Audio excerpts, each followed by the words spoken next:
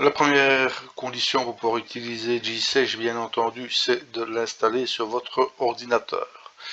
Pour cela, une simple recherche permet de trouver le lien vers le site de M. Serge Rosmorduc, à savoir ce site-ci, qu'il suffit de cliquer sur, voilà, vous arrivez sur le site. Ici, vous avez téléchargé GSesh, c'est donc là qu'on va aller voir, chercher la dernière version.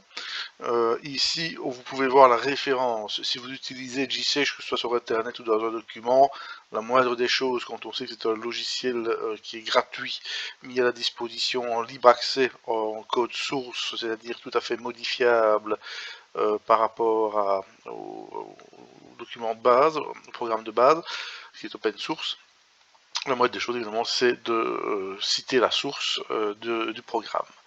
À savoir, on va le voir plus loin, que en GSesh, il n'est pas possible d'imprimer directement les fichiers. Il faut passer par un format intermédiaire. Personnellement, j'utilise le format Word, mais vous pouvez utiliser, ouvrir les fichiers RTF qui seront générés, comment les utiliser avec open source, des choses ainsi. Simplement, à ce moment-là, pour que la translittération soit bien inscrite, apparaisse bien dans les documents Word, vous devez installer une police de caractères. Ces polices de translittération sont disponibles ici pour pouvoir les installer sur votre ordinateur. Pour télécharger GSesh, c'est très simple. Il suffit de se rendre ici. On a une série d'informations sur les éventuelles modifications, améliorations qui ont été installées. Hein, on va voir, et puis on descend. Et là en dessous, vous allez avoir différentes versions. Hein. Ici, vous avez 3 versions. Personnellement, forcément, moi je suis en configuration Windows, donc je vais aller l'ouvrir ici. On voit que ça télécharge un fichier d'une quarantaine de mégas, tout simplement, qu'on va laisser charger. Lorsque ce dernier est téléchargé, il suffit de cliquer dessus, de l'ouvrir. Une fois le processus d'installation lancé, vous arrivez sur cet petit onglet qui vous demande de choisir la langue. Bien entendu, nous allons choisir la langue de français. Vous cliquez sur OK. Vous allez avoir une série d'écrans qui vous demande de valider que vous comprenez bien l'utilisation du programme. Vous faites suivant. On va vous poser plusieurs questions ainsi, mais vous dites donc à savoir créer une icône sur le bureau, vous dites oui, et vous arrivez à la dernier document, dernière icône ici, avant vraiment de cliquer sur installer. Lorsque vous cliquez sur installer, ça va prendre un certain temps, ça va se dérouler. Hein. Ici, ça va progresser et lorsque la barre de progression aura terminé, vous arrivez à la fin de l'installation de GSesh ici. Vous cliquez sur terminer, GSesh va s'ouvrir et si vous retournez sur votre bureau, eh bien vous allez trouver ici cette icône GSesh et pour les prochaines fois, vous n'aurez plus qu'à cliquer dessus pour l'ouvrir, tout simplement. Donc une fois que j'ai lancé l'installation de GSesh, vous avez vu qu'il s'installe, on télécharge, on clique dessus, on fait oui, c'est bon. Pour lancer, comme tous les autres programmes, vous avez l'icône qui est ici, application, ça c'est voilà, ce qui permet de lancer le fichier. La chose sur laquelle je souhaitais insister et préciser, c'est que vous avez dans GSesh à chaque fois une série de textes qui sont fournis avec. Donc là, vous avez des fichiers qui sont déjà Papyrus Pris, Papyrus Hermitage, etc., Papyrus Ebers, ce sont des noms, j'imagine, qui vous parlent. Donc ici, vous avez déjà toute une série de textes qui ont été préencodés et des textes qui ont été fournis par des gens comme moi qui ont envoyé, voilà, qui ont encodé, des textes qui sont vérifiés, et c'est une librairie gratuite qui est fournie avec. Comme je viens de l'expliquer, si vous réinstallez le logiciel GSesh et que vous avez modifié ces fichiers-ci, eh bien, vous allez les écraser et vous allez les remettre dans leur état d'origine et vous allez effacer tout votre travail. Hein. Donc ici, toujours bien penser à laisser le programme là et alors voilà. Le reste, ce sont des documents et c'est un programme qui fonctionne. Si vous souhaitez l'ôter, vous avez un petit outil qui est ici, une install, qui permet de l'enlever. Voilà pour l'installation. Une fois que GSesh est installé, j'ai sur mon bureau donc à ce moment-là que j'ai la rechercher. Hop.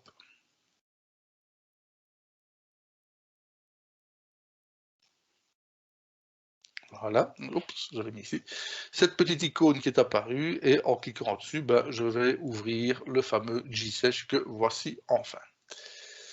Alors, l'écran de G-Sesh, comme on le dit, est constitué d'une série de petits de menus qui sont ici. Dans ces menus, on va, dans un premier temps, voir les menus les plus fréquemment utilisés. Et comme je le disais tout à l'heure, s'il faut même refaire une seconde édition sur des choses plus pointues, on en reparlera.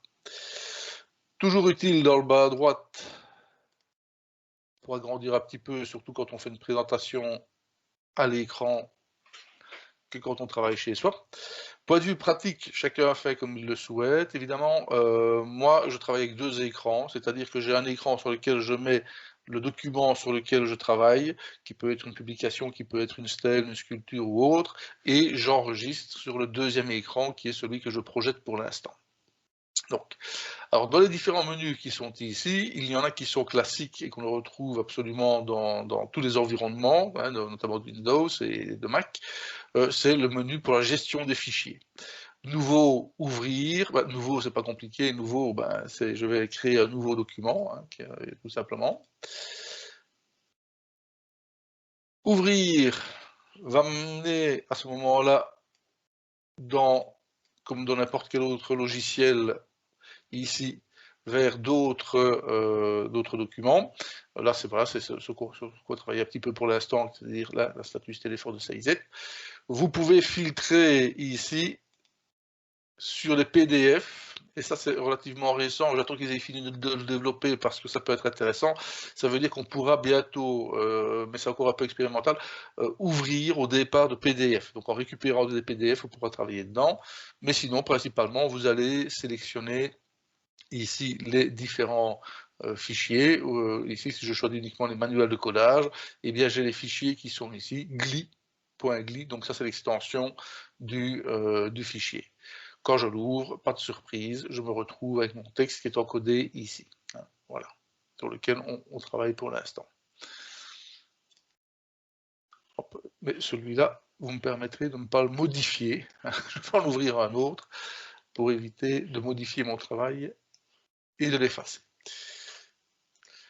Si on continue dans l'utilisation de G-Sesh, document récent, c'est comme dans beaucoup de programmes, dans Word, vous allez avoir les derniers documents que vous avez ouverts. Fermer, voilà, sauver sous, là ce sont des formules tout à fait classiques, simplement fermer, ben, vous allez devoir enregistrer, sauver, c'est comme dire enregistrer ou l'enregistrer sous un autre nom, toujours pareil, on accède à d'autres menus pour pouvoir enregistrer et gérer ces fichiers.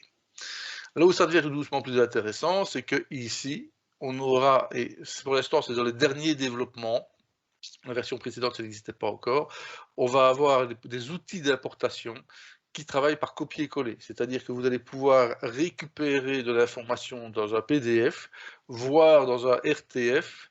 Alors tout ça c'est un peu du chinois, hein, RTF, PDF, etc. Donc les fichiers PDF vous les connaissez, ça veut dire Print Display Format, c'est-à-dire format imprimable directement. RTF c'est c'est Rich Text Format, c'est-à-dire texte de format enrichi, qui est full compatible, c'est ça l'intérêt, on va le voir avec exporter, avec Word. C'est ça qui est intéressant, c'est que ça vous permet de créer ce que vous avez créé dans G-Sesh, vous l'exportez dans RTF, et de là on va pouvoir le mettre dans Word. Une des questions qu'on me posait d'ailleurs, c'était de savoir comment faire pour imprimer. Hein, si vous prenez un Word, Excel, etc., vous voyez que dans les menus Word, ici, vous avez toujours une rubrique imprimer sous, ou imprimer vers, ou des choses ainsi. Là, vous n'avez pas imprimé, donc là, je ne sais plus qui m'avait posé la question, donc j'y réponds. Il n'est pas possible d'imprimer directement au départ de Word, de G-Sesh. Vous devez exporter, c'est la fonction qui arrive ici, vous devez exporter le fichier vers un format qui, lui, sera imprimable. OK ? Donc, en direct, si on ne sait pas le faire. Alors ça peut, hein, n'oubliez pas qu'avant tout, c'est non seulement conçu par des informaticiens, mais en même temps des égyptologues. Donc c'est peut-être pas toujours certain que ce soit dans les choix de classement de menus les plus logiques, mais voilà. Ça fonctionne très bien. Ici, si vous faites exporter sous, vous voyez qu'il y a toute une série de formats. On peut choisir le dossier dans lequel vous allez systématiquement envoyer des importations dans dans votre travail. Alors ici, il y en a que je n'utilise jamais, par exemple. Alors, exporter comme JPEG, ça peut être, ou PNG. Donc JPEG, c'est le format des images graphiques. PNG, c'est Portable Network Graphics. Donc ça, c'est un format pour exporter les fichiers via Internet. WMF, c'est Windows Media Files, donc c'est des fichiers multimédia images de Windows, et vous voyez que vous avez des autres formats comme EMF, MacPic, etc., etc. Je m'arrête sur celui de SVG qui est Visual Graphics, le S, je ne sais plus ce que c'est. C'est un format qui est utilisé par les dessinateurs, tout simplement. Or, les hiéroglyphes, ce sont des petits dessins. Et donc, lorsque quelqu'un veut créer un nouveau hiéroglyphe, on va le voir dans la palette, eh bien, il utilise ce format-là de SVG. L'intérêt, évidemment, c'est que, enfin, l'intérêt de ces formats-là, ce n'est pas pour nous. Ou alors, c'est que vous voulez, vous, créer des nouveaux hiéroglyphes. Vous avez parfaitement le droit. Hein. Mais ça veut dire que voilà, ces formats-là sont dédiés tout simplement aux personnes qui souhaitent travailler sur le développement du programme. Plus intéressant, ce sera les deux qui arrivent ici, PDF et RTF, j'en parlais à un moment donné. Exporter comme PDF, donc à chaque fois quand je clique dessus, les autres c'est pareil, vous avez une série d'options qui vous permet de déterminer votre export. Bien entendu, vous pouvez donner un nom à votre programme, hein, ici. On a le sujet, l'auteur, ça je pourrais le changer, mettre Didier Créé par rapport à ça. Format de la page A4, et ici vous avez la hauteur de la ligne, simplement ça va vous permettre de calibrer la taille de votre texte, tout simplement. Donc on va voir la taille des quadras tout simplement. Et vous pouvez évidemment le output, hein, vous pouvez simplement chercher l'endroit où vous allez enregistrer votre travail. Donc ça c'est voilà, ça c'est fichier exporté. Dans ce qui est vraiment utile à utiliser, c'est fichier exporté comme PDF et fichier exporté comme RTF. Donc ça c'est le fameux format texte qui lui, vous voyez qu'on a ici à un moment une autre petite boîte de dialogue qui est ici. On va retrouver malgré tout le chemin, hein, et là où je souhaite aller enregistrer mon travail et indiquer le nom évidemment. Je peux choisir également la taille. Voilà, une taille de 12, c'est un peu petit, moi je mets souvent du 24. Et vous pouvez choisir soit d'imprimer votre texte qui va apparaître comme one large picture, une seule photo, donc tout votre texte sera une seule grande photo, tout simplement. Moi, ce que je choisis toujours, c'est One Grouped, vous allez comprendre pourquoi. Les cadres groupés, réunis, vont faire une seule image, en fait, dans le document. Et j'ai également une autre option qui est une image par cadre. Alors, ça, c'est ce que j'utilise le plus fréquemment, pour une raison fort simple. Je vais chercher un exemple, c'est que, au final, donc je vais d'abord aller chercher fichier récent. Donc, le travail, ce sur quoi moi je travaille, hein, pas tous les cours, si je choisis les options que je viens de vous donner, à savoir exporter au format RTF avec cadre groupé, donc voici ici un texte qui est prévu pour être vu au cours de ce samedi-ci par exemple, eh bien ça veut dire que l'ensemble des hiéroglyphes qui font partie du même groupe va apparaître comme étant une seule et unique image. En dessous, j'ai de la translittération qui a été encodée également dans le texte, et dans les fichiers récents, je vais prendre, voilà, hop, évidemment je l'ai changé de place. Hop, attendez, mon ami.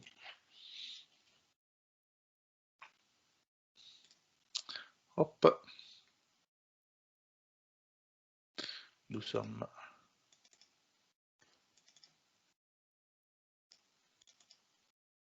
Je vais rouvrir le fichier de ceci. Donc à la base, moi je pars de ceci, j'ai ce fichier qui est ici en JSesh. Je pourrais, on le verra dans la suite, hein, il y a les autres possibilités comme éditer le texte latin, hein, il y a différentes possibilités. Donc je vais exporter cela, ici je vais le faire exporter comme RTF, n'est-ce pas? Là je vais choisir 24 parce que sinon c'est un peu petit pour moi. Et alors je ne vais pas aller jusqu'au bout du processus parce que le résultat, il est là. Vous avez ici votre texte qui apparaît comme celui-ci, et donc il est simplement séparé en lignes, hein, qui se trouve ici, et voilà. Alors après, dans la suite du texte en GSesh, si je reprends l'ensemble du document et que je dézoome un peu, voilà. Donc, moi, mon document qui est ici, je l'ai travaillé, je l'ai préparé, et je peux encore ici le modifier, on va le voir dans un instant. Une fois que j'ai modifié tout ça, et bien, que je l'exporte en PDF, en RTF, pardon, j'obtiens ceci, et donc voilà. Mais ça, c'est encore un document brut, parce que je ne sais pas faire grand-chose avec ça, c'est un peu brouillon. En plus, vous voyez que les images sont trop grandes, elles débordent, elles dépassent, et donc, pour pouvoir régler le problème de ceci, je vais devoir faire fichier que je suis enregistré sous, je suis dans Word. Vous voyez qu'il me propose ici format RTF, mais ce n'est plus ça que je veux moi maintenant. Moi je veux passer en document Word. Vous avez un paquet d'autres bazar. Ah oui, quand même intéressant. Si, je crois que dans certains cas, je vérifie, voilà. S'il y en a qui utilisent OpenOffice, hein, la version gratuite, on peut dire quelque sorte de, voilà, vous pouvez très bien choisir de le mettre en document, d'utiliser le document OpenOffice traitement de texte. Moi, j'utilise document Word. Après, je vais l'enregistrer, hein, aller voir, etc., où je vais le mettre. Et au final, donc là, je n'aurai plus ce brouillon, en quelque sorte. Je vais pouvoir atteindre un autre résultat, après avoir un peu chipoté. Voilà. Où vous retrouvez le texte, qui est ici, mais j'ai ici toutes les fonctions de Word. Hein. Donc j'ai mon texte, ma translittération, et ici j'ai inséré, donc j'ai sélectionné les hiéroglyphes qui sont là, j'ai pu faire insérer un tableau, et à partir, j'ai pu même mettre un petit filigrane pour mon document, et donc à partir de là, on peut utiliser toutes les fonctions, hein, notamment par exemple ceci.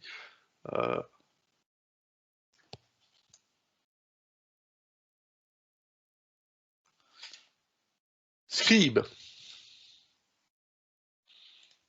Visir, Envoyer. Là évidemment, il me met ER, il y a une petite faute de frappe, je vais devoir corriger, mais on voit que même voilà, toutes les fonctions, même de reconnaissance vocale de Word, que vous n'aurez pas dans un document RTF, sont ici disponibles. Hein. Donc principalement, vous avez surtout le fait de pouvoir mettre en page, travailler, et alors à partir d'ici, ben, on peut commencer, après ça n'a pas de limite, hein, vous pouvez commencer à faire tout votre fichier, tout votre dossier. Vous pouvez faire une publication complète, hein, en utilisant évidemment le texte, insérer des numéros de page, etc., etc.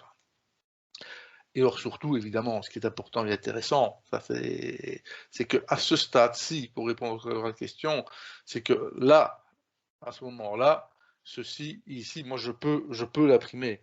Donc ça peut paraître un peu long comme parcours, mais pour imprimer des fichiers GSesh, il faut les convertir dans un fichier imprimable et de là ensuite pouvoir les publier, les imprimer, soit sur une imprimante papier, soit sur des imprimantes de type PDF pour en faire un document que vous pouvez partager et envoyer. Donc on en était ici. Vous avez donc là déjà ce sont alors dans les principales formations. Ceci, ça, je vous dis, on peut après regarder. Donc dans l'export, exporter comme HTML. Donc HTML, c'est le format informatique, c'est le format d'internet, donc la page internet. Hypertexte, média, non, languages, je ne sais plus. Bref. Donc quand on fait des pages web, on doit utiliser l'HTML.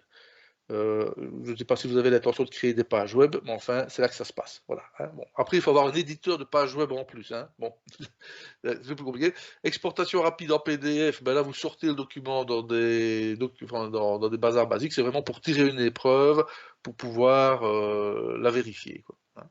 Et choisir le dossier, ben, tout simplement, vous pouvez choisir et mettre en paramètres définitifs les choses. Alors, dans les propriétés du document qui sont ici, vous pouvez aller modifier des choses. Hein. Maintenant, donc là, c'est pour modifier des paramètres et les modifier de manière définitive. Ici, à vous d'utiliser ce que vous préférez. Par exemple, ici, je vais passer en millimètres comme unité. Ça veut dire qu'ici, le signe A1, donc l'être humain, l'homme que vous connaissez, fera 6 mm 35 de haut. Voilà. Vous avez les différents paramètres qui sont ici et ça vous permet de de paramétrer. Également utile, c'est là qu'on va aller si vous souhaitez ne pas avoir des hachures mais un grisé dans votre texte lorsque vous allez, vous savez que dans la convention, lorsque le texte est un peu abîmé, des hiéroglyphes effacés, on va mettre des hachures, ben là vous pouvez paramétrer ça. Moi par rapport à ceci, je vous conseillerais, n'hésitez pas à créer un fichier test hein, et à taper dedans pour voir comment ça fonctionne. Donc format, ici dans l'affichage, on a la possibilité d'éditer le texte selon les 4 directions usuelles de l'égyptien ancien, où on peut mettre voilà, un texte en ligne, texte en colonne, texte de gauche à droite, texte de droite à gauche, ça se fait tout seul. Donc si, je vais reprendre mon petit mot, hop, ça ce sera le menu d'après, hein,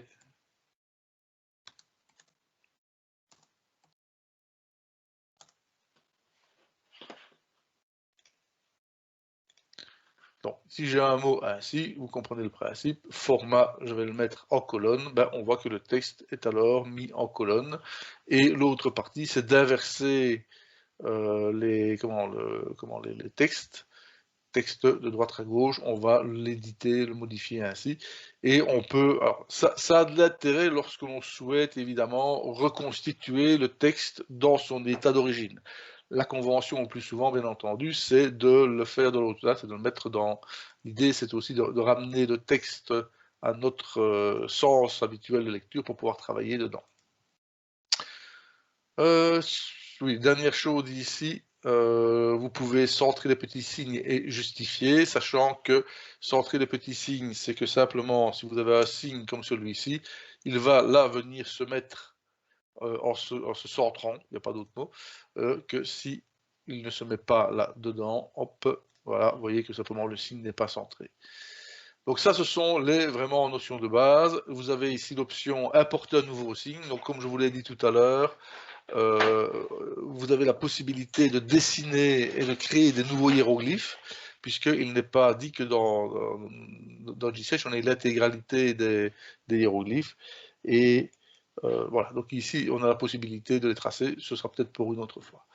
L'autre menu qui vient directement après, c'est le menu édition, avec des choses assez classiques.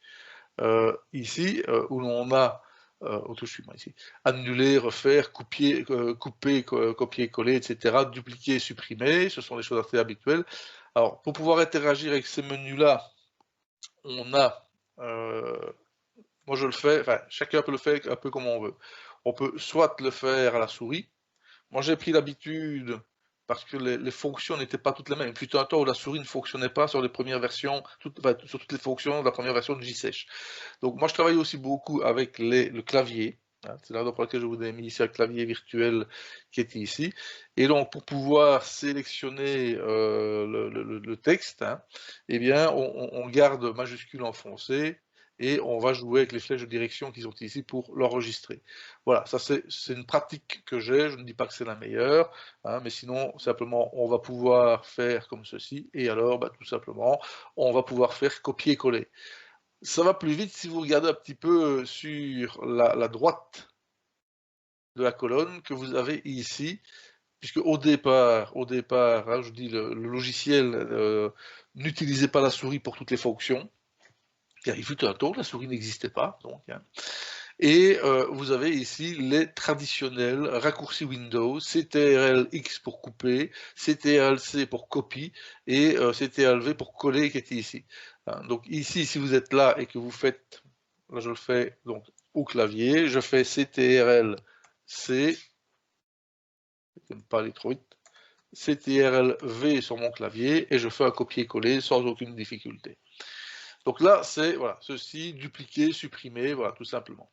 Vous avez encore d'autres menus comme tout sélectionner, CTRL Alt, vous avez All plutôt, A2L, vous allez sélectionner absolument l'intégralité du texte.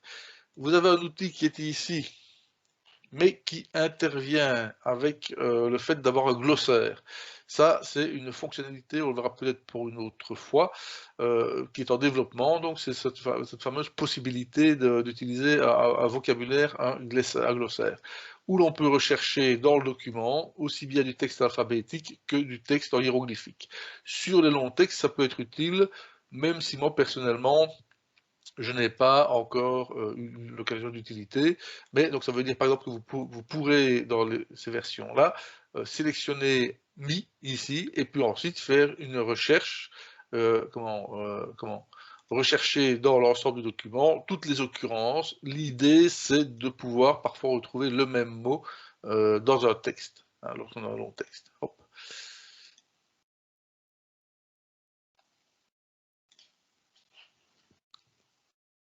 Donc, toujours dans le glossaire, avec la possibilité, sur le var après, d'incorporer des mots, et ces mots, évidemment, sont à créer soi-même. C'est ça que je trouve, enfin, l'idée du glossaire, c'est excellent, évidemment, mais ça veut dire que chacun a son glossaire particulier sur sa machine, alors que ça me paraîtrait plus pertinent d'avoir un glossaire partagé par tout le monde. Hein, donc voilà, ça ce sera pour la suite. On est donc ici sur la suite des... Comment donc, différentes choses. Donc ici, il est copié sous. Ça encore, c'était une des nouveautés qu'ils ont mis. Hein. Donc ici, on a la possibilité de copier votre sélection, de la copier dans un format et de la reconstituer ici. Et si je regarde sur quelque chose, il me vient une idée à l'instant même. Donc, si par exemple je fais ça, alors hop, je vais lui demander copier sous JPEG par exemple. Alors voilà ce que ça fait, regardez. Donc je viens de sélectionner du texte et je lui ai demandé, mais voilà, il y a des réglages à faire. Je lui ai demandé de me l'enregistrer comme étant au format image. Donc ici, si je fais ici, il le télécharge. Donc quand vous enregistrez ceci, l'idée c'est de pouvoir faire directement un copier-coller dans un autre document. Voilà. Et je me demande si, testons-le, n'hésitons pas, soyons fous. Hein, c'est toujours ça. Si je fais ceci, hop, dans un Word, voilà. Donc ici, en fait, vous voyez qu'il le copie et qu'il le colle. Donc au lieu de devoir exporter l'ensemble, alors c'est vraiment une question de réglage. Hein, si on a l'occasion, l'opportunité, on regardera. Là, on voit bien que la définition, hein, c'est pas terrible. Hein. Donc ici, dans les autres paramètres de taille des GSesh, soit vous avez la possibilité donc d'exporter le document pour pouvoir l'imprimer, mais si vous avez une partie seulement, voilà, vous avez la fonction ici copier comme comme ceci, et si je veux ensuite dans Word par exemple, mais évidemment la définition, je fais coller, et vous voyez qu'il me colle à ce moment-là l'ensemble du document qui était ici. Quoi. Hein, voilà. Mais il faudra changer la définition, ça ce sont des paramètres. Personnellement, moi je vous avoue bien que je ne me sers pas souvent de ces fonctions-là. Par contre, celles qui viennent, ça oui. Donc ici, vous allez avoir sans doute peut-être le plus important, qui est ici. Éditer le texte hiéroglyphique, éditer le texte latin, éditer le texte italique, etc. On se doute bien que ce sont des choses qui sont fondamentales. Principalement, moi j'utilise texte hiéroglyphique, latin, italique, texte en gras quelquefois, et puis surtout la translittération. Alors, pourquoi est-ce que c'est intéressant de manipuler lorsque l'on tape au clavier? Ici, je suis en texte CTRL-E, donc en hiéroglyphique, et donc si je tape, par exemple, ici, A1, hein, eh bien, on voit que ici, ça se marque. Alors, vous regardez au moment où on encode, puisqu'on va arriver à ça, lorsque l'on encode les hiéroglyphes, vous avez ici quelque chose qui s'est inscrit. Alors, c'est une petite barre, et alors il faut les regarder avec ses yeux vraiment dessus, là, de tout près, parce que c'est écrit en petit. Mais dans cette barre va s'inscrire le codage que vous allez utiliser. Donc ici, si je tape les... Comment? Oups. Sorry, oups. Si je tape le codage A1 hein, du Gardiner, hein, que vous connaissez, si je tape B1, ben, j'ai ceci. Hein. Si je tape O49, j'ai cela. Ce qu'il y a, c'est que ce codage-là peut se mettre également de la même manière. Ici, si vous regardez, j'ai le E13 pour le chat. Je tape forcément E13, j'ai E13. Mais si au clavier, je tape MIIU, j'ai le même résultat. Donc en fait, vous pouvez encoder le texte soit en utilisant le manuel, le codage de Gardiner, soit les utiliser, soit utiliser la translittération pour encoder le texte. Après, autre astuce aussi, si par exemple je fais, je sais pas c'est que ça, DPT à bateau, évidemment là ça n'ira pas, mais je vais faire avec autre chose. Si par exemple je tape le signe S, vous voyez qu'il me fait le S ici, Graphie Nouvel Empire. Ok. Mais si j'utilise la barre d'espacement, il va me faire défiler les deux valeurs possibles. D'accord. Et lorsque vous avez un signe, comme par exemple, je l'ai écrit à l'envers, mais vous voyez que l'exemple fonctionne. Hop, voilà. Ici, CSH, on le connaît bien, c'est le scribe. Mais en tapant sur la barre d'espacement, je fais défiler les différents hiéroglyphiques qui partagent la même translittération. Hein. Et vous voyez que chaque fois ici en bas, Y3, Y4, G48, hein, G49, il fait défiler la translittération. Donc là, on est dans le mode édition hiéroglyphique et on voit qu'il y a moyen de pouvoir encoder les hiéroglyphes selon différentes voies. Moi, j'ai pris des habitudes qui sont. Il y a des mots que j'encode systématiquement parce que j'ai je vais avoir la translittération en tête, donc je le tape ainsi, c'est plus rapide. Hein, là, vous avez EU, hein, vous voyez qu'il y a un certain nombre de choses qui peuvent se marquer. Donc voilà. Donc, c'est la première méthode pour pouvoir encoder les hiéroglyphes. Soit vous connaissez le codage de Gardiner, A1, B1, C32, soit vous connaissez la translittération, vous pouvez encoder le signe. Supposons que vous ne les connaissiez pas, hein, et vous allez pouvoir utiliser l'autre système, qui est les hiéroglyphes de base. Donc en bas à droite, vous allez retrouver l'ensemble des catégories de la classification de Gardiner avec les signes les plus fréquents. Dans les cours, je dis toujours, voilà, il y a 750 signes de base, mais on arrive à plus de 5000 signes si on les calcule tous. Donc en gros ici, j'ai pas été compté, mais dans ce répertoire-là, vous devez avoir à peu près les 750 hiéroglyphes les plus fréquents, et les 4 ou 5000 qui existent, on va voir où ils se trouvent, hein, ils sont là, hein, mais pas tout à fait au même endroit. Donc ici, il me suffit à ce moment-là d'aller sélectionner un hiéroglyphe, et il va tout simplement se remettre là où j'ai envie qu'il se mette, tout simplement, voilà, hein, ok. Et puis ensuite, je fais un retour à la ligne, espace, des choses ainsi, et on a tout qui est comme ça. Voilà. Donc là, on a donc cette autre possibilité pour encoder les hiéroglyphes, c'est au départ de ceci, au départ de la classification. À noter que vous avez ici en ajout, c'est toujours intéressant, les différents noms hein, de Basse-Égypte, etc. Mais surtout, vous avez trois catégories qui peuvent aider à s'y retrouver. Vous avez les low broad signs, les low narrow signs. Et donc tout simplement ici, ça ce sont les signes horizontaux, les signes on va dire plus ou moins carrés, arrondis, et les signes verticaux. Donc ils sont retriés simplement par aspect global qui permet à ce moment-là de les encoder. Encore une fois, il suffit de cliquer dessus. Dernière possibilité pour encoder un hiéroglyphe dans GSesh, c'est de passer ici par la palette hiéroglyphique. Alors vous voyez que juste au-dessus, il y a toujours ce fameux développement qui est ici du fameux glossaire hein, qui est là.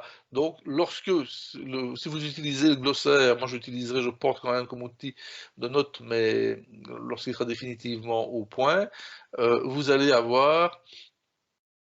la possibilité ici d'aller rechercher un terme dans le glossaire et l'insérer directement. Donc vous pourrez insérer des mots. Ici, vous allez avoir, par contre, on va choisir la fenêtre hiéroglyphe. Alors quand je clique, il me le met chaque fois sur l'écran, je dois la ramener. On va avoir finalement la même chose que ce qu'on avait ici en bas, sauf que c'est plus détaillé, c'est plus complet. On va retrouver toutes les familles qu'on avait précédemment, hein. Vous retrouvez même la catégorie des tail, low broad, low narrow, etc., des signes qui sont ici. Et vous allez avoir les familles et sous-familles qui sont ici lorsque c'est disponible. Donc par exemple ici je vais prendre les hommes et les occupations, je vais mettre Ebemonkey. Ah ben voilà, tiens.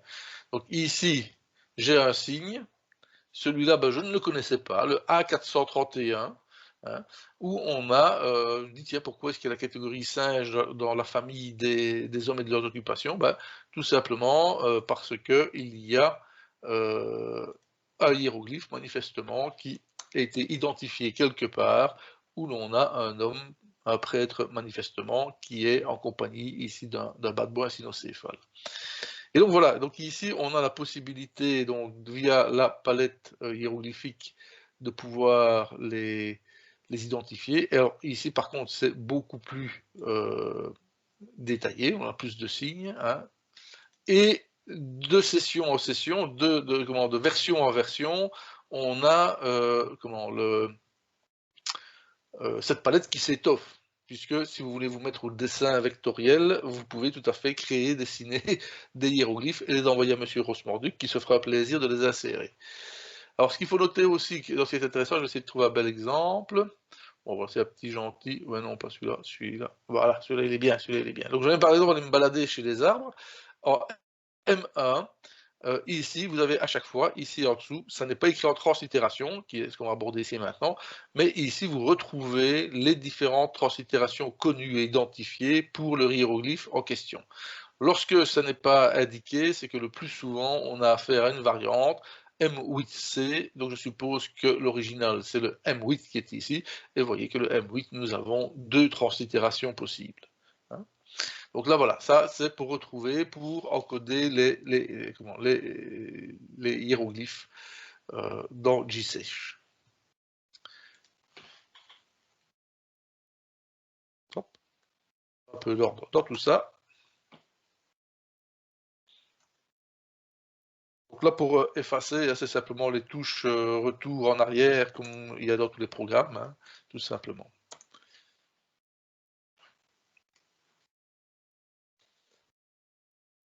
Alors, l'autre hiéroglyphe, l'autre menu qui est évidemment essentiel, je ne m'arrête pas plus longtemps que ça sur latin, italique et gras. Vous pouvez simplement les tester. Simplement, vous allez écrire en texte latin, en texte italique ou en texte gras. Hein. Donc ici, tout simplement, ben, si je passe... Ah oui, alors quand il me met en rouge, c'est que je ne suis pas dans le bon mode. Et, paf, paf, éditer texte latin, voilà. C'est pour ça parfois de travailler avec les raccourcis clavier, c'est plus facile. Et donc ici, ben, je vais taper. La seule chose à laquelle il faut faire attention, c'est qu'il n'y a pas dans GSesh de correcteur orthographique. Donc si vous faites une faute dans le GSesh, relisez-vous, parce que si vous l'exportez ensuite dans le Word pour l'imprimer, la faute dans Word va apparaître, elle sera soulignée en rouge, vous allez la corriger, mais elle ne sera pas corrigée dans le fichier de départ. Hein. Donc parfois, si vous avez un texte un peu complexe à écrire, moi je conseille, via le principe qu'on a vu, de dactylographier le texte dans un Word. Une fois que vous êtes sûr et certain que vous avez écrit votre texte sans faute, hein, tout simplement, vous faites un copier-coller pour venir le coller ici. Attention que si vous faites un texte dans Word, aux dernières nouvelles de mes derniers essais, lorsque vous collez, il ne reconnaît pas les retours à la page, les retours à la ligne. Ce qui veut dire que vous allez avoir tout, si vous avez un texte d'une demi-page, il sera écrit sur un seul texte. Voilà. Ça c'est, après tout, GSesh n'est pas n'est pas un traitement de texte non plus, hein, à la base. Alors, on peut également écrire en gras ou en italique. Ce qui nous intéresse évidemment ici, c'est d'éditer la translittération. Ça, on l'utilise sans arrêt. Et évidemment, donc, dans ce cas-ci, on voit qu'on est écrit en translittération, sachant que si vous l'avez bien été attentif tout à l'heure, lorsque je vais exporter mon fichier dans Word, hein, en RTF et puis en Word, etc., la translittération apparaît ici. Pourquoi est-ce qu'elle apparaît? Parce que elle est installée sur ma machine, d'accord? Donc si vous faites un export de votre fichier vers un format que Word peut lire, mais que dans votre Word, votre Microsoft Office ou OpenOffice, il n'y a pas une police de caractère de translittération, le texte qui est ici va apparaître comme étant du texte latin, tout simplement. Hein. Donc, et alors après, il faut le réencoder ou bien le installer et modifier ici la police de caractère. Alors, ici, on a d'autres fonctions. On a dit qu'on partait d'abord sur les fonctions qui permettaient d'encoder un texte. Hein. Ici, c'est, voilà, vous pouvez éditer de la translittération en majuscules. Et alors, personnellement, j'ai déjà cherché, je n'ai pas vu parfois à quoi ça rimait et à quoi ça servait. Donc, moi, je ne m'en sers pas pour l'instant. Les numéros de ligne, c'est si vous souhaitez que des numéros de ligne apparaissent sur le document que vous allez créer. Moi, personnellement, je crée les documents dans Word et puis je les retravaille dans Word. Voilà. Vous avez également la possibilité d'ajouter votre texte, hein, toujours, c'est vraiment ce qui est en développement chez GSesh pour l'instant, c'est le glossaire, c'est-à-dire que vous pouvez, si vous avez sélectionné une partie du texte, l'ajouter au glossaire. À mon avis, j'attends de voir quand il sortira la prochaine version et je vous proposerai peut-être à ce moment-là de refaire une révision, peut-être un peu plus courte, mais dédiée à cet aspect-là du glossaire. Alors, ici, on a toujours des outils de copie, mais je vous dis, personnellement, moi, j'encode mon texte dans GSesh et puis ensuite je travaille dans le traitement de texte qui vient après. Alors, hop. Vous voyez qu'ici, je viens de faire, si je vais, voilà. Donc ici, je viens de sélectionner une partie du texte. Hein. Alors vous allez me dire c'est un peu brouillon parce qu'on retrouve copier en petite taille ici, mais on l'avait aussi fichier, copier, sauver, etc. dans d'autres endroits. Hein. Mais ça, c'est le propre d'un logiciel open source. Il se peut que dans la version sec.6, il y ait un truc en plus, un onglet en plus, avec toutes les options de copie qui seront regroupées dans cette option-là. Hein. Donc voilà, c'est un peu aussi le souci, c'est que quand on passe d'une version à l'autre, on peut avoir des différences d'organisation de menu. Cette commande-là, peut-être que dans la prochaine leçon, elle sera mise dans l'onglet manipulation de groupe. Hein, c'est un peu perturbant, il faut faire avec. Donc ici, si je choisis copier en grande taille, par exemple, là, je vais choisir copier en petite taille. Après, hop, si je mets mon banner qui était ici, hop, je reviens dans Word et on regarde l'effet. Hop, ici, il ne me change pas tout simplement. Vous voyez qu'il y a encore des choses qui n'évoluent pas. Donc, tout ceci, ce sont des choses, tiens, si je fais copie tel qu'à l'écran.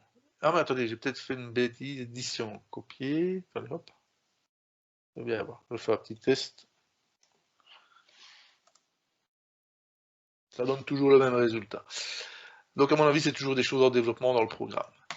Donc, de toute façon, ici, les parties copiées, etc., comme je vous dis, moi j'utilise rarement ça, ça n'est pas vraiment dans les formations, les commandes les plus utiles. Alors, préférence ici, vous allez avoir un outil qu'on retrouve qui recoupe un petit peu ce qu'on avait, donc fichier, voilà, quand vous êtes dans propriété du document, vous avez ici déjà un certain nombre de choix, d'accord? Ici, je reviens là et j'ai préférence et je vais me retrouver avec des choix similaires. Donc en fait, on a dans deux menus différents, dans deux onglets différents, on a les mêmes choix, les mêmes possibilités, les mêmes commandes.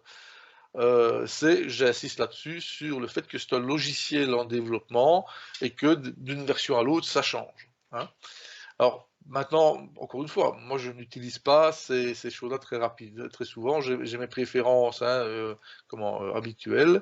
Vous pouvez voir qu'ici, vous pouvez changer si vous faites des copier-coller. Bah, ici, vous voyez que par défaut, vous avez le RTF. Alors, ils sont honnêtes. Hein. Certains d'entre eux peuvent ne pas fonctionner sur votre machine. Simplement parce que ces formats-là ne sont pas sont en cours de développement. Et alors voilà, il a dit actuellement, point d'interrogation, le meilleur format pour les applications Windows. Ne fonctionne que sur Mac avec certains logiciels. Donc, vous voyez que et les informaticiens, ils adorent Mac. Alors, si vous êtes avec un Microsoft, un PC, ça coince un peu plus. Donc, simplement, ce qu'il faut retenir de tout ceci, c'est que quand on utilise GSesh, on utilise un logiciel expérimental. D'accord ? Les fonctions de base fonctionnent mais hyper bien. Hyper bien. C'est un outil qui est formidable. Mais une fois que vous partez dans les préférences et les commandes et les menus un peu plus détaillés, vous risquez d'avoir des surprises, vous dire mais ça ne marche pas. Ben, la raison pour laquelle ça ne marche pas, c'est parce que c'est pas encore au point. Maintenant, je rappelle que GSesh est totalement gratuit sur Internet. Hein, c'est le seul. Moi, ça me... Voilà. Donc voilà, donc ici on a vu les différentes choses, principalement, moi je retiens texte hiéroglyphique, texte latin, texte anglais éventuellement, mais surtout la translittération. Ouf, comme dirait l'autre, ça fait déjà un gros paquet. On arrive ici au menu manipulation de signes, et là je vais répondre à plusieurs questions.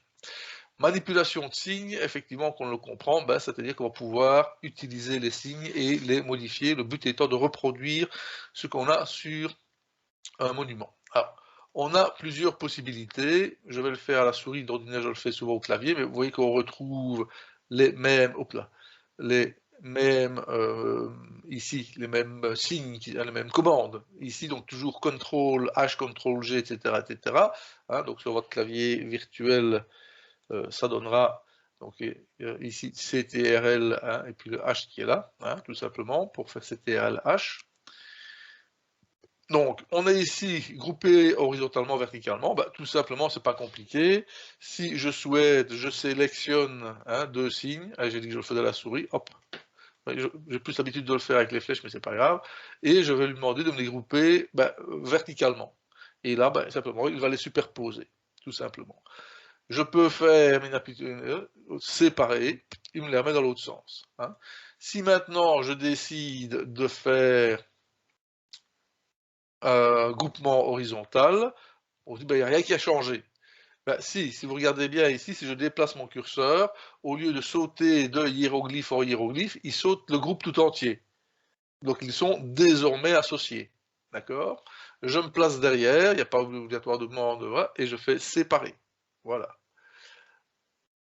Alors ici, on va avoir des choses ainsi qui viennent par là-bas. On va avoir ligaturé, groupe et hiéroglyphe. Bardi bardaf. On a ce résultat-ci. Aussi, à quoi ça peut bien servir de pouvoir faire ça. Hein. Bon, maintenant, il y a certains signes pour lesquels ça peut se justifier. Donc, par exemple, si je mets le M et que je vais mettre... oui, je suis en translittération. Hop, je vais repasser en hiéroglyphique. Donc, j'ai mis ceci. Si je vais, ici dans mon texte, je vais rajouter un dit, qui était ici. Je vais pouvoir ligaturer le groupe et ceci. Là, il me fait un résultat. C'était pas ça que je voulais faire. Attendez, hop, édition annulée. Et touchez-moi ici, hop. Voilà. Il les édite ainsi. Ce n'est pas le résultat que je veux forcément obtenir. En fait, ces ligatures-là, c'est intéressant parce qu'on va voir apparaître, à mon sens, ce sera des développements de GSesh également. Si vous regardez, je reviens ici dans hiéroglyphe de base, on voit ici apparaître, attendez, hop, je suis ici. Déjà, la catégorie signe hiératique. Comme vous le savez, en égyptien ancien, l'immense majorité des textes, c'est du hiératique, c'est pas du hiéroglyphique. Et donc un jour, je pense que GSesh permettra d'encoder le hiératique également. Et dans le hiératique, on a nettement plus de cas où vous avez des ligatures de signes, hein, qu'on ne rencontre pas ici en hiéroglyphique. Alors comment est-ce que je vais pouvoir faire moi ici si j'ai envie de faire, je vais revenir en arrière, hop, voilà. Si j'ai envie d'associer par exemple ces deux signes-là, en hiéroglyphique, moi c'est la méthode que j'utilise, je vais sélectionner les signes qui m'intéressent et je vais aller chercher éditer le groupe. Je vois apparaître une autre petite fenêtre qui était ici, et on a à ce moment-là la possibilité d'éditer le groupe. Hein. selon le veut, avec une série de commandes ici. Là, Previous Next, c'est pour passer de l'un à l'autre. Reset, c'est pour annuler ce qu'on a fait. Mais c'est surtout ceci. Vous allez avoir Move. Donc, si je fais Move, ben voilà, hein, je move. Si je fais Resize, ben je resize, hein, tout simplement. Hop, hein, voilà. Et alors, après, je peux... Hop. Si je fais ta tête, machin chouette, là, c'est rotation, hop, je vais pouvoir changer les différents signes. Et donc, je peux à ce moment-là, je fais OK, je peux à ce moment-là vraiment organiser mon groupe. J'ai fait ça avec 2 hiéroglyphes, on peut faire ça avec plus, hein, c'est pas... Je fais manipulation de groupe, parce que je suis moi ici, éditer le groupe, et vous voyez que ici, ben, je me retrouve avec tout ceci, et hop, je fais OK, vous voyez que j'ai mon groupe qui est là-bas. J'en profite, dans le menu Things, etc. Vous avez ici différents éléments, insérer une espace, évidemment avec tout ça, maintenant mon truc ne ressort plus rien, je vais l'effacer, hop.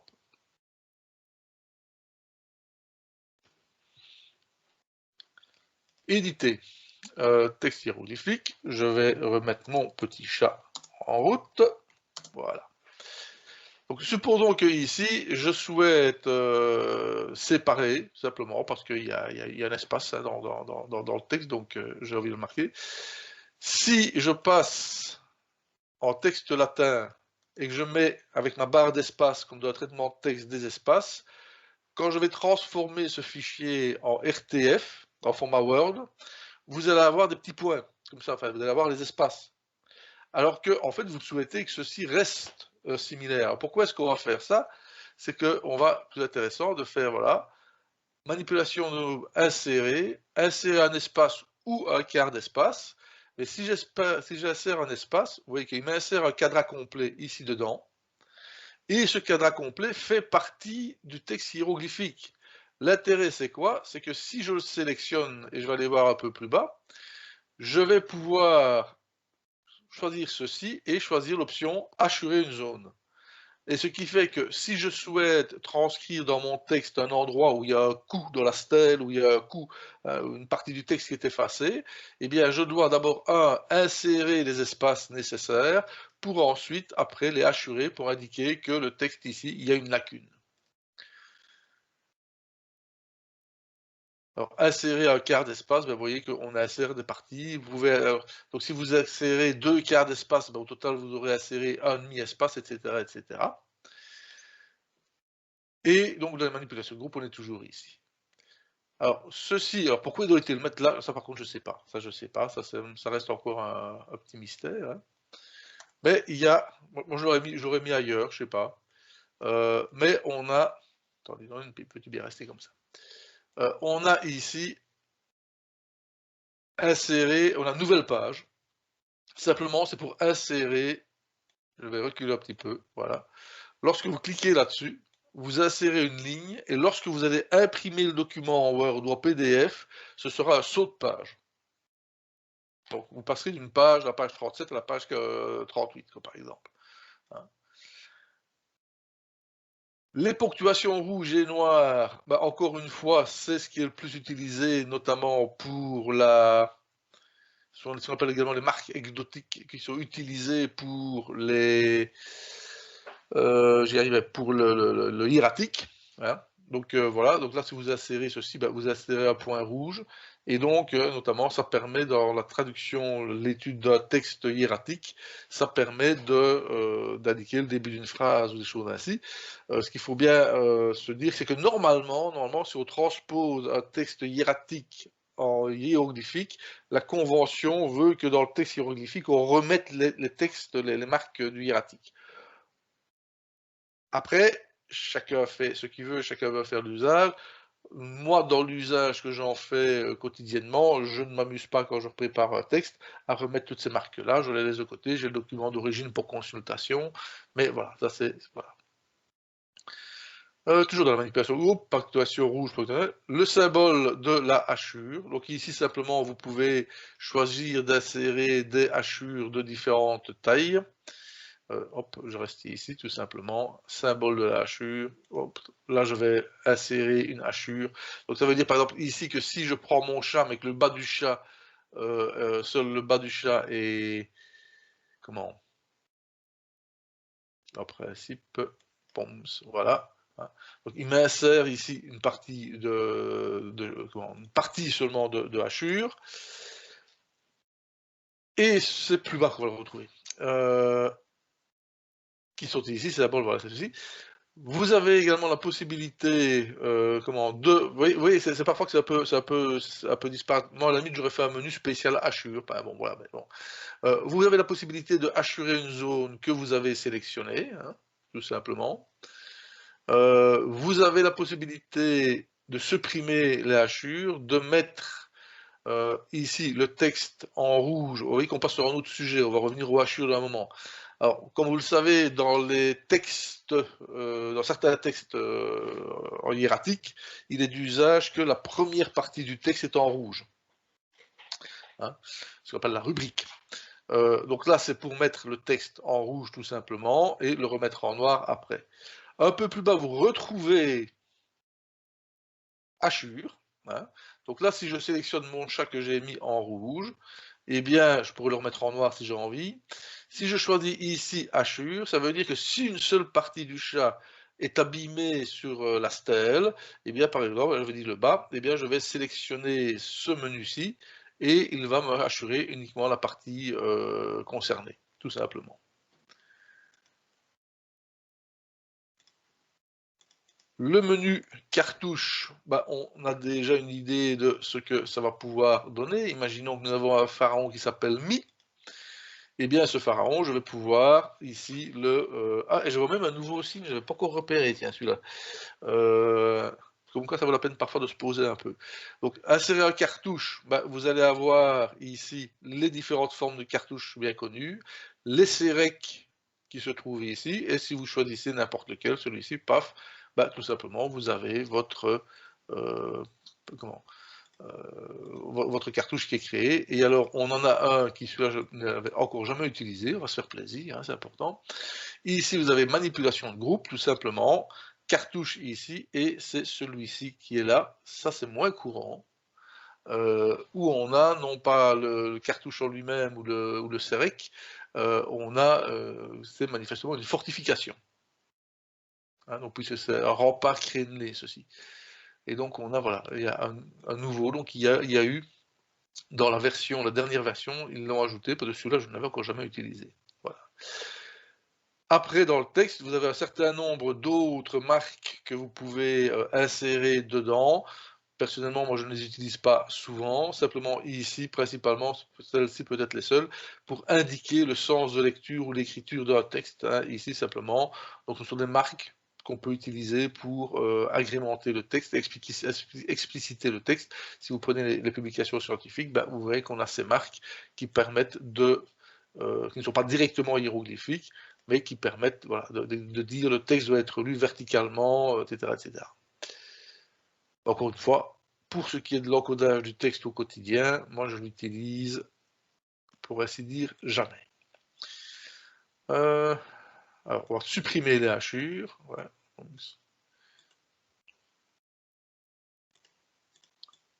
Est-ce qu'il me l'enlève comme ceci?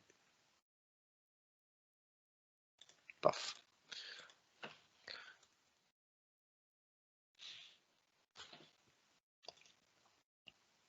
Donc, ce qui nous amène à notre, pour ainsi dire, dernier, parce que le dernier qui est ici, il n'y a pas grand-chose à dire. Mais ici, on va avoir le signe, hein, tout simplement. Alors, on a toute une série de... Là, je vais répondre à la question de Madame Dumont. Donc, si je cherche, où est-ce qu'ils sont? Parts of the human body. Bon. Par exemple, ceci, c'était une demande de Madame Dumont. Hop, je vais regarder un peu. Si j'ai ceci, et que je veux reconstituer vraiment, là, je vais faire un copier-coller. Hein, donc, je fais CTRL-V pour coller. Et supposons que j'ai envie que les deux yeux se fassent signe, tout simplement, je vais aller chercher inverser signe, tout simplement. Oui, Madame Dumont, c'était simple. Hein. Alors, Dans les différentes choses, on a la taille ici où vous pouvez modifier dans le texte, mais lorsque, clairement, hein, lorsque, voilà, on peut agrandir la taille. Lorsque on encode un texte pour travailler ici, pour le traduire, en général, on fait ça, tout ça de manière homogène. Simplement, tout ceci, c'est pour vous montrer qu'il y a vraiment moyen de reproduire quasiment à l'identique ce qu'on peut observer sur un objet archéologique, hein. Tout ça le permet. On va avoir quelque chose qui est utilisé assez fréquemment puisque les signes peuvent être variés. Donc ici, si j'ai envie de faire basculer mon widget à 90 degrés, je me positionne juste derrière ici. Signe, taille, on l'a vu, hein, si on a envie de l'agrandir ou pas. Rotation, ici à 90 degrés par exemple, et paf, j'ai mon signe qui est mis en rotation. Qu'avons-nous encore au magasin? Alors, hop. Alors vous avez des options ici, vous pouvez voilà, faire des changements de comment dans les différents textes, hein, voilà. Vous pouvez avoir une partie, mais principalement moi voilà ceci. Ouais, alors, vous voyez quand je dis logiciel en développement, vous retrouvez dans cette rubrique-ci signes, vous retrouvez la même rubrique que celle qu'on avait dans manipulation de groupe, hein, avec les hachures qui étaient ici.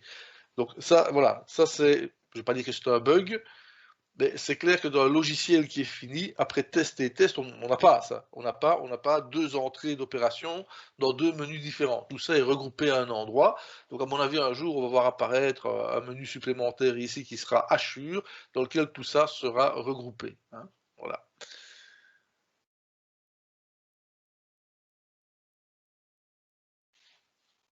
Alors, hop, ici par contre, c'est un peu vexant et frustratoire. Quand vous cliquez, qu'est-ce qui se passe? Rien. Tout simplement parce que ici, on est sur des menus qui sont prévus. Donc ça veut dire que M. Rosmorduc peut-être a créé les menus dans le logiciel, mais que tout ce qui doit venir derrière comme commande informatique n'est pas encore implémenté. Ou, à moins que, c'est implémenté, mais dans la version Mac. Les informaticiens aiment bien travailler avec les Macintosh. Et que ça ne sera implémenté de version Windows que peut-être un peu plus tard. Donc ça, comprenez bien, gardez bien à l'esprit qu'on est sur un logiciel en développement. Les notions de base, les fonctions de base, ça fonctionne très très bien pour encoder un texte, travailler dessus, encoder la translittération, etc., etc.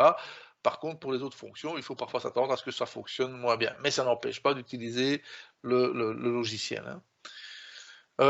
Donc ici, bah, réduire, agrandir, les différents fichiers qui sont ouverts pour l'instant, le fameux glossaire qui est sans doute un des points de développement à venir, mais surtout ici, on a, voilà, pourquoi est-ce que ici, la palette hiéroglyphique qui apparaît ici, pourquoi est-ce qu'elle est toujours ici, alors qu'en principe, il serait plus logique de la mettre en tête de la catégorie de l'onglet signe, signe palette hiéroglyphique, et pas inverser signe, voilà. Donc ça, voilà, faut vivre avec, hein, mais je peux concevoir que ce soit parfois un peu perturbant par rapport à l'utilisation. Et voilà, au bout d'une heure et demie, on a fait déjà... oui, il y a quand même une chose quand même, je tiens à signaler quand même. Si vous utilisez JSesh, tiens voilà, ça c'est, voilà, il y a des trucs ici. N'oubliez jamais, moi j'essaie d'y penser à chaque fois, c'est pas grand chose, mais si vous utilisez JSesh et que vous diffusez des documents, même gratuitement et tout sur Facebook comme je fais, etc., n'oubliez pas, voilà, si vous utilisez JSesh, bon, ça vaut la peine de faire un petit copier-coller quand même de la mention ici de JSesh, hein. Donc voilà, donc je vous ai proposé de faire une overview de, allez quoi, 85-90% des commandes de JSesh, hein, sachant que celles que j'ai moins abordées, ce sont celles qui sont en cours de développement et qui sont moins nécessaires dans l'usage qui est de partir d'un document hiéroglyphique et de l'encoder dans JSesh pour pouvoir ensuite travailler dessus à son aise.